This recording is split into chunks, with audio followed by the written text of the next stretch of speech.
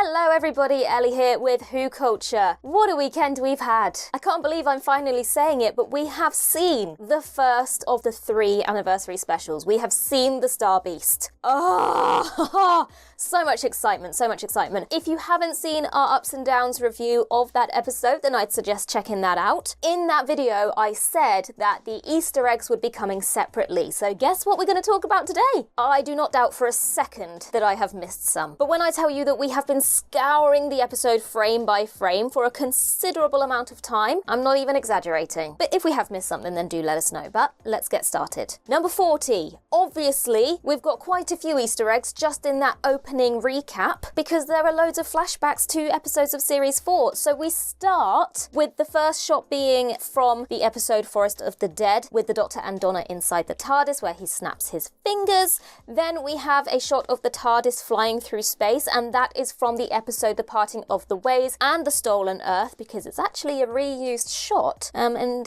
we've actually got a list about that very thing coming very soon, so stay tuned for that. Then we've got the Empress of the Rachnos from The Runaway Bride, Stahl the Undefeated from the Sontaran Stratagem. Then we have the Shadow Proclamation HQ, which we see in The Stolen Earth, and it pops up again in The Magician's Apprentice, again because it is a reused shot. And then most importantly, we have a lot of shots of the Dr. Donna coming into being from Journey's End and the Stolen Earth and the Meta Crisis coming into being. And then finally we have the moment that the Doctor wipes Donna's mind at the end of Journey's End. Number 39. So obviously this section we have the breaking of the fourth wall, but this actually is not the first time in Doctor Who that this has happened. We have the 12th Doctor doing the same thing in Heaven Sent, and also Martha Jones does it in Journey's End, and the 4th Doctor also does it in the Invasion of Time. But probably the most iconic example of this happening is again from the 12th Doctor. It's his bootstrap paradox speech from Before the Flood. So as I said, this is not the first time that we've seen breaking of the fourth wall in Doctor Who. Number 38, so then we go into the title sequence. This is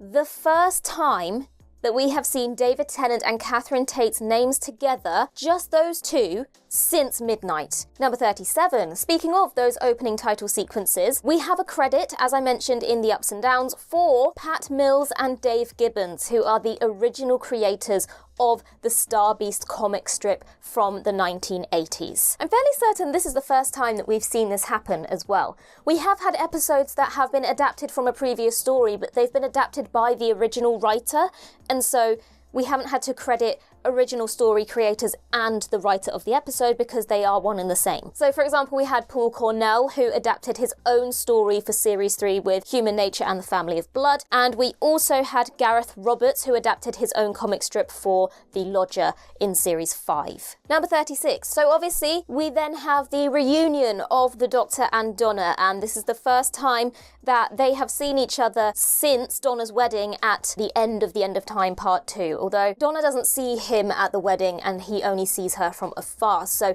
if we're gonna really dig into it, this is the first time they've spoken to each other since he left her at the end of Journey's End and she didn't know who he was. He said, Donna, I'm going now, and she goes, yeah, see ya.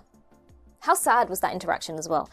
So yeah, it's been over 15 years since they've spoken to each other, and we finally have that reunion. Number 35. So obviously then we have Donna calling for Rose. Rose is a name in itself that is very integral to David Tennant's Doctor in particular, so that in itself is very significant. And the response that we get from the Doctor to Donna calling Rose is the iconic, what? The 3 times, what? What?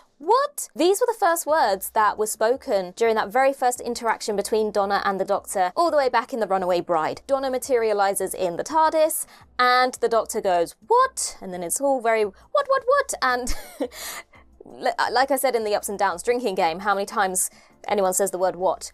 But this became a bit of a theme, a bit of an iconic thing for David Tennant's Doctor. He repeated that word countless times throughout the rest of his run, and then that tradition then came back when he regenerated at the end of The Power of the Doctor. Number 34. So as I just mentioned, obviously it deserves to be in the count itself. Rose is very significant to this situation. When Donna first calls for Rose, The Doctor clearly isn't aware that it's her daughter, and we think, is Rose Tyler going to appear? And so that in itself is very, very important and a very relevant name to see here. So it deserves to be in a category of its own. Number 33. So Rose has a little side business making stuffed toys that she sends to Dubai. This could be a nod to the 2008 novel Beautiful Chaos, in which Wilf hides Donna's travels with the Doctor from Sylvia by claiming that she's gone horse riding in Dubai. Also, Dubai is where they filmed Planet of the Dead, so that desert location was in Dubai, so it's just maybe another little connection to David Tennant and Russell T Davies and that era of Doctor Who. Number 32. So then, of course, we have the spaceship crashing.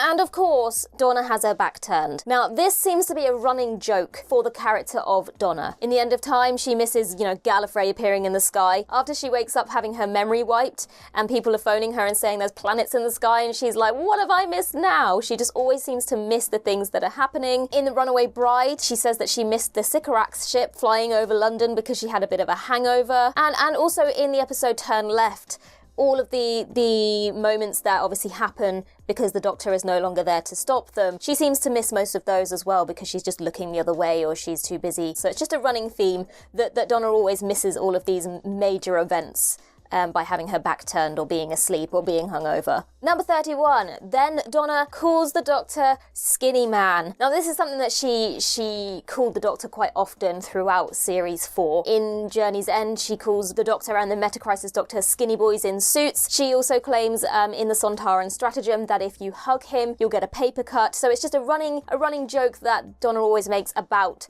David Tennant's incarnation of the Doctor being very skinny. Don't just stand there, you skinny boys in suits.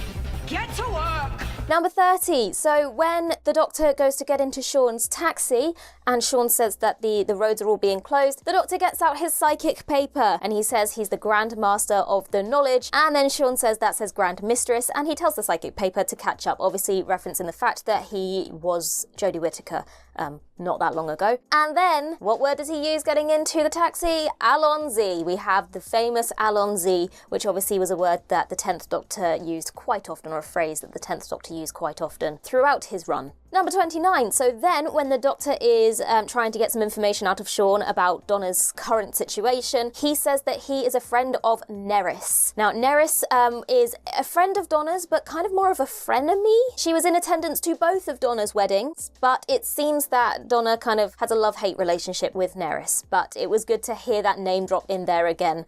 I think a lot of people just that it seemed familiar to them, obviously, because we've seen her before. Number 28. And then, of course, the question we were all asking, the lottery ticket. At the end of The End of Time Part 2, the Doctor gives Donna a winning lottery ticket as a wedding present. And we all wanted to know what had happened to those lottery winnings, especially a clip that was released a few days before the episode aired that suggested that they were not rich. So where's all the money gone? And so that was referenced there. You know what happened? Donna gave it all away.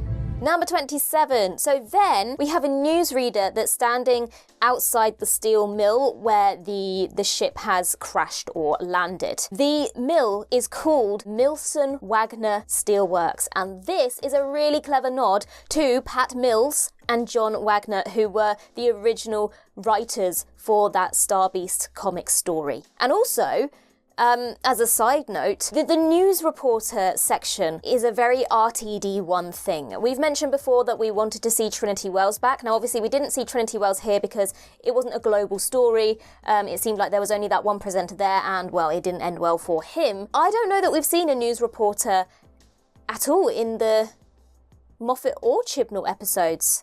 I could be wrong, let me know if I'm wrong, but I can't recall any, whereas in RTD1 that was a very common thing to see when a kind of alien situation occurred. Number 26. So when Rose and Donna are walking home, we have the boys from Rose's school cycling past and calling Rose by her dead name, which is Jason. This is significant because while we later learn that Rose chose her own name and the significance of Rose choosing that particular name, the fact that Donna named her newborn baby boy at the time Jason is significant because the name Jason means healer. Healer obviously could then be translated to doctor.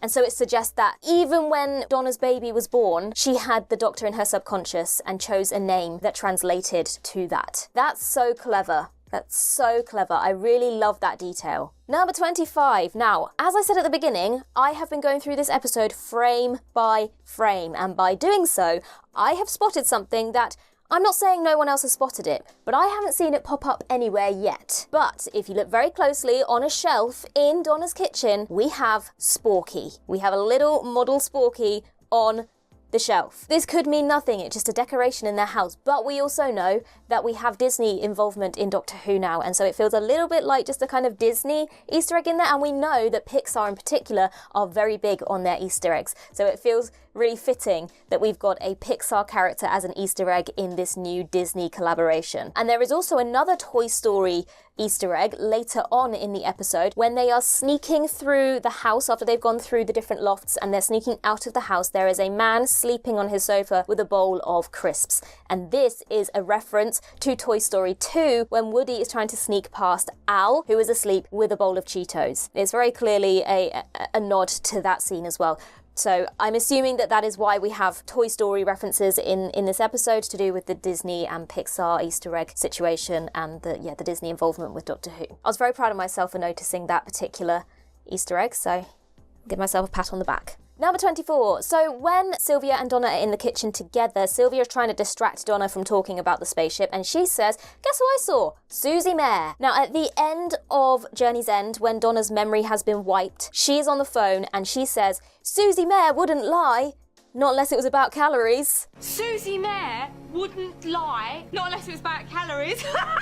And it's just a little joke, but Susie Mare is another character, another person in Donna's life, and so again it's just nice to have a little name drop there and hear about Susie Mare. Number 23. Also noticed in the kitchen, in the house, lots of apples that Sylvia presumably maybe has brought for Donna. Well, you know the saying, an apple a day keeps the doctor away, and we know that Sylvia definitely doesn't want Donna to remember the doctor, so it just feels like a little wink wink nudge nudge. An apple a day keeps the doctor away, so look, there's loads of apples, we don't want Donna remembering. Number 22, we then meet Rose's friend Fudge. Fudge was a character in the original Star Beast comic strip, and in that original strip, Fudge is actually the one who discovers and looks after Meep with Sharon Davies. Now obviously in this story that is replaced by Rose, who takes in Meep, but it's nice to see that we have a nod and a reference to the original characters from that original comic story. Number 21, we also have a lot of musical callbacks in this episode. As we all know, Murray Gold has returned to compose the music for these specials and for the upcoming seasons with Ncuti Gatwa as well. And there are probably plenty we've missed, but there are just a few significant ones that we did notice. We've had snippets of Ten's theme throughout the episode, especially when the TARDIS first lands right at the beginning. We also then have Donna's theme seeping through at moments as well. We have it when we have the whole Rose Watt situation. We also hear it when Sean is explaining what Donna did with the lottery money. And when we have the Doctor making his sonic hologram, we hear little snippets of what sounds like Ten's theme again, but we also have maybe a little bit of validation, which is part of his regeneration theme, and also slight motifs of the Shepherd's Boy as well. So we do have a lot of musical references throughout the episode, which personally I love because I love the score. Number 20. So then we meet Shirley Ann Bingham, who is Unit Scientific Advisor number 56. Now, as we learn right here, the Doctor says, I was number 1, so this is a role that originated all the way back in the 1970s in Spearhead from Space, where the third Doctor took on that role. And we've also got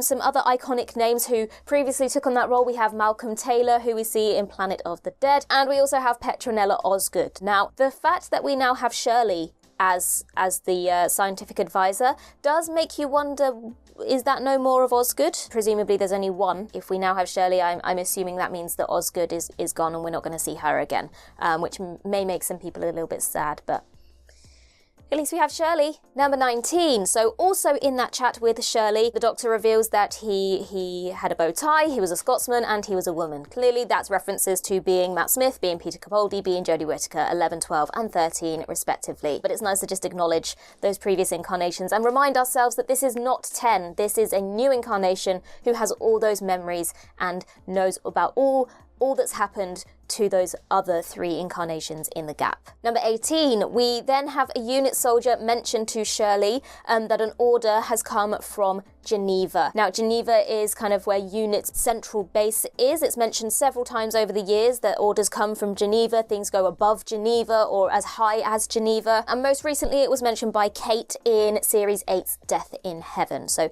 it's a relevant location in relation to UNIT. Number 17, obviously it's revealed later on in the episode that Rose's stuffed toys that she's been making are actually all callbacks and memories of past monsters that the Doctor and Donna encountered, with those memories being inherited by the meta-crisis. So we've got the blue one-eyed one, which we later learn is meant to be a Dalek. We have the one with horns, which is a Jadoon. We also have the one that Meep is holding, which is, I guess, the devil that we see in...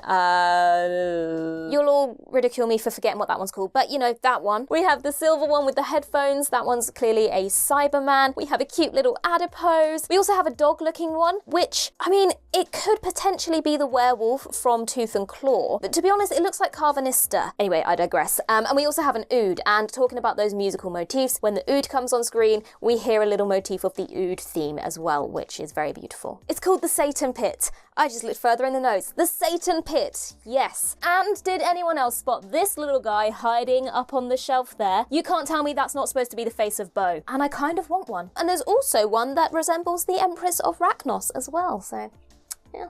Clever Rose. Number 16, when Donna discovers Meep, she says, "We've got a bloody Martian in the shed." She constantly refers to the Doctor as a Martian in The Runaway Bride. So again, it's just that typical Donna's reaction to seeing an alien is that they must be a Martian. And that's funny and a good callback there as well. Number 15. So then obviously the Doctor is banging on the door and eventually gets into the house, and Sylvia slaps him round the face. And he says, "Oh, here we go again." And it seems like a bit of a theme where the Doctor gets slapped by the mother of his companion. Jackie slapped him.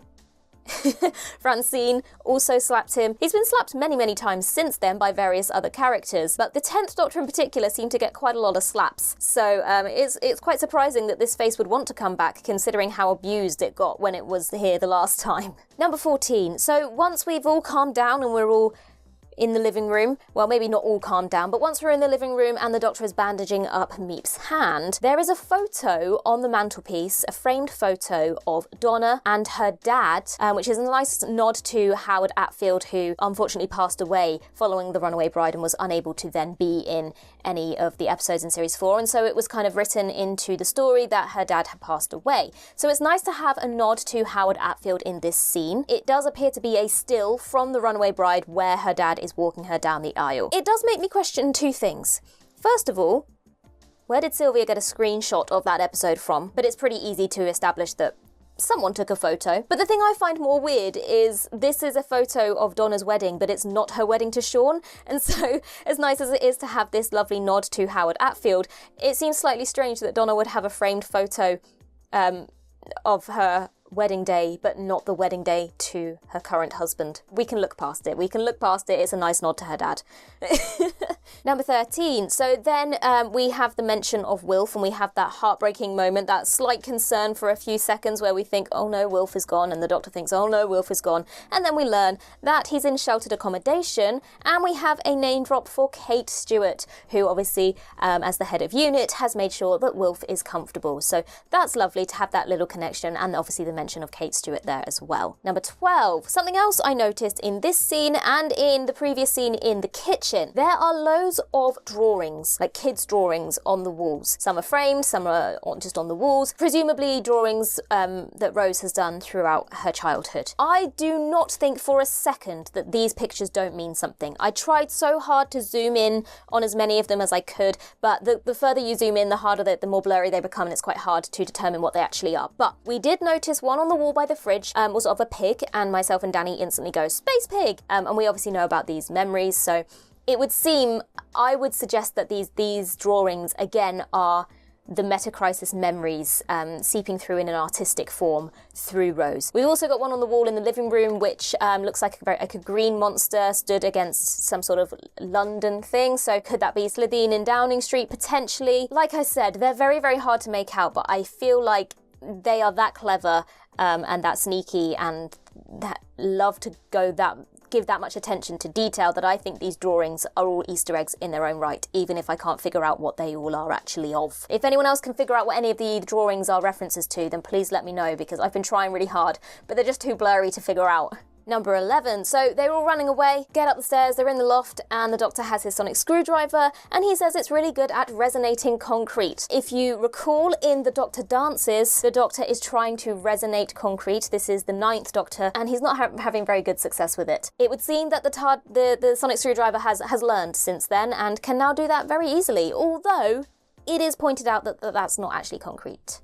So, potentially, it still can't do concrete. Number 10. So after we've had the little escape-a-roo when we get in the taxi, and we then suddenly become a courtroom drama, and the Doctor pulls out a barrister's wig from his pocket and puts it on his head to hold the trial between the Rarth. I know it's the Roth, but I can't not do the Rarth. So that's what they will forever be to me. The 4th Doctor did this exact same thing, and, potentially in universe with the exact same wig in the 1978 serial The Stones of Blood. So that was a good little callback there as well. Number 9. So, during this trial, the Doctor invokes Shadow Proclamation Protocols 15, P, and 6. Now, as we know, the Shadow Proclamation is basically outer space police. That's how the Doctor refers to them in Series 4, and we did see an exterior shot of the Shadow Proclamation in that opening recap from the Stolen Earth as well. So then we're going to jump, and we're going to jump into the ship, where we have the Doctor and Donna inside the Roth ship. Meep is trying to escape, and the Doctor is trying to stop the destruction of London, and Meep initiates a deadlock seal, and the sonic screwdriver kind of sparks, and suddenly they can't solve the problem that way anymore. And it's a running theme throughout Doctor Who that the sonic screwdriver struggles with a deadlock seal. If it's deadlock sealed, we can't get past that. So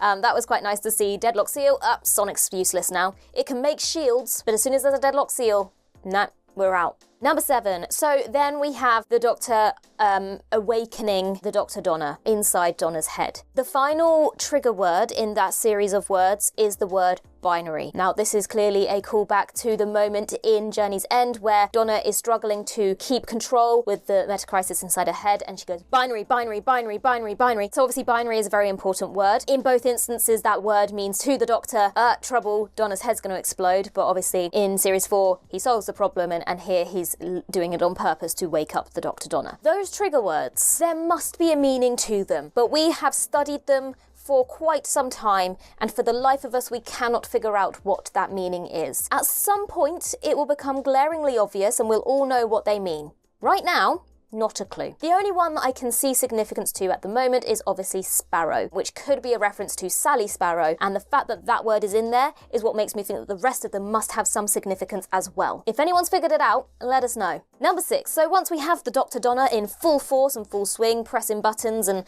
reeling off technobabble, we then have the iconic, "Oh yes!" which we saw Donna say and the Metacrisis Doctor say as well in Journey's End when they're all solving the problem and saving the day and destroying the Daleks. Number 5. So just before the Meep is escorted off-world by the Roth,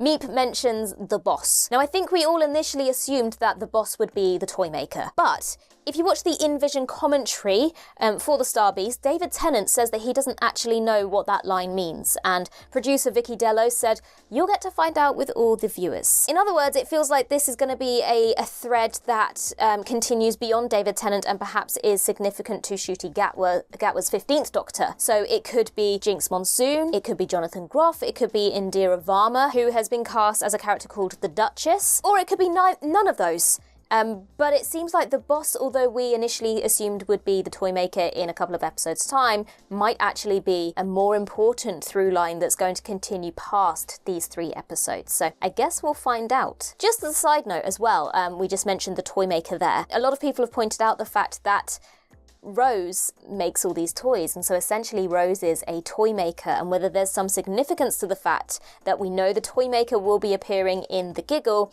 and Rose has become a toy maker of sorts, and whether there's going to be some weird connection there. Number 4. So everything's solved, we're all good, and we're now outside the TARDIS, and Donna and the Doctor decide that they're going to go and see Wilf, and as they enter the TARDIS, what does Donna say? Come on, spaceman. Donna called the Doctor spaceman quite a few times in Series 4. I would say most notably in the kind of banter off between the Meta-Crisis Doctor and Donna. She says, oi, watch it, spaceman, and he says, oi, watch it, Earth girl. So, yes, spaceman.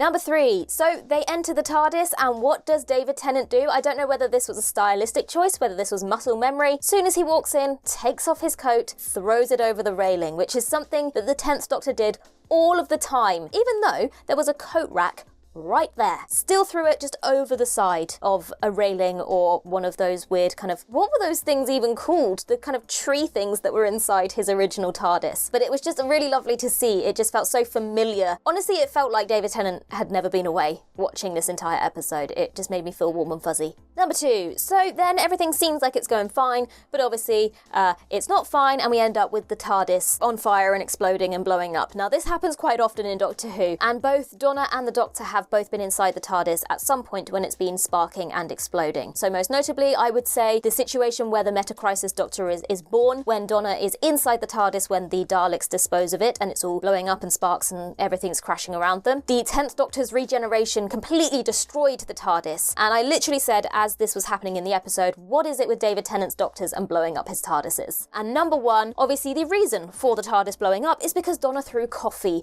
on the console. What is quite funny though is the contrast between what tea does to the TARDIS and what coffee does, because if you recall in the Christmas Invasion, the Doctor is unconscious, and what wakes him up? Spilt cup of tea in the TARDIS. Tea, the TARDIS likes, wakes the Doctor up, saves the day. Coffee instantly blows up. I think that maybe is just a commentary on the TARDIS's preferences over tea and coffee, don't you? Make sure that you go and check out our Ups and Downs review of the episode and let us know what you thought of the episode in the comments of that video, and of any Easter eggs that you think we missed in the comments of this one. In the meantime, I've been Ellie with WhoCulture, and in the words of River Song herself, goodbye, sweeties.